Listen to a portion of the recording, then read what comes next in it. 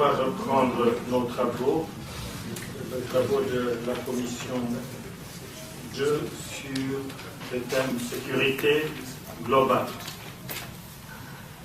Les débats de ce matin ont mis en évidence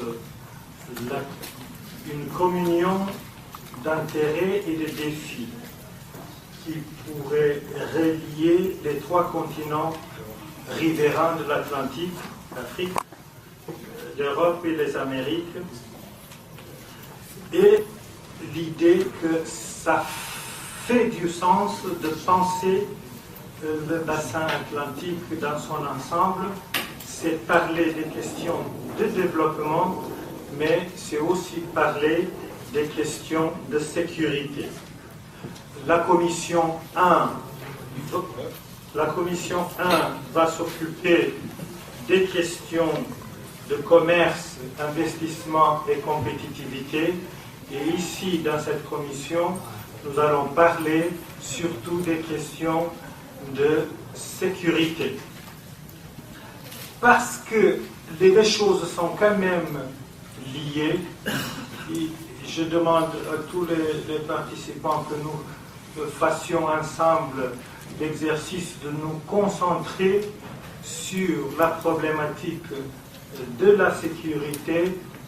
Quand même, nous savons tous que beaucoup de fois, les questions de sécurité posent des problèmes de l'économie.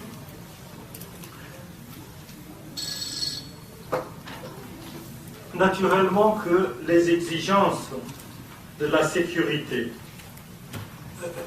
sont au centre de la vie de tous les pays du bassin atlantique, et qu'il faut les affronter et apprendre un peu avec la crise économique où les gens n'ont pas été capables de prévenir beaucoup de choses, et rompre avec cette idée qu'il faut qu'il y ait un événement marquant pour que les gens commencent à réagir. Et c'est pour cela qu'on parle beaucoup dans septembre. C'est vrai, c'est un événement qui a marqué la problématique de la sécurité dans le monde. La question que l'on peut toujours poser, c'est pourquoi on n'a pas eu assez de capacités de prévention. En économie, on a vu que ça n'a pas tellement marché, et c'est important que dans cette réflexion, on puisse apporter au débat cette idée de prévention. Et c'est l'idée de prévention du futur qui est un point important pour relier toutes les rives de l'Atlantique. Il faut apprendre aussi avec la crise, extrapoler de ce qu'on peut apprendre de la crise économique pour les questions de sécurité. Et là aussi, il y a cette question d'écoute, de pouvoir écouter et apprendre avec les gens. Les débats de ce matin, on a parlé de G20, de G7, G8 et G20,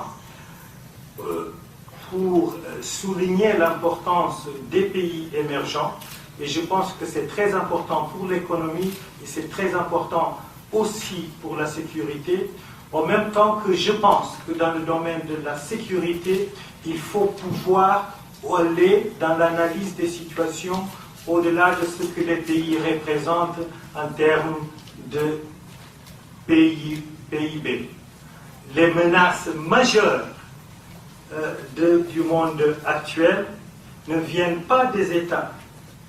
Donc, si l'on ne sort pas de ces chemins battus de raisonnement, on risque de passer à côté de la plaque. Donc, il faut ouvrir la réflexion pour qu'elle soit utile pour les politiques, utile pour les divers acteurs. Pour parler de toutes ces questions de sécurité, nous avons, je pense qu'à ce moment, nous sommes 5. Vous êtes 5. Donc, M.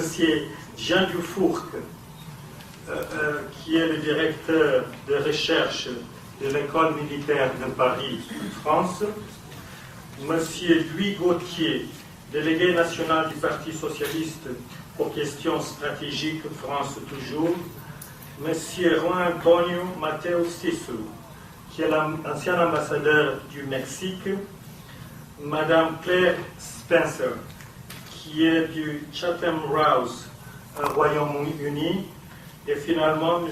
Joseph Bodansky, qui était directeur de la cellule antiterroriste pendant 18 ans au Congrès américain.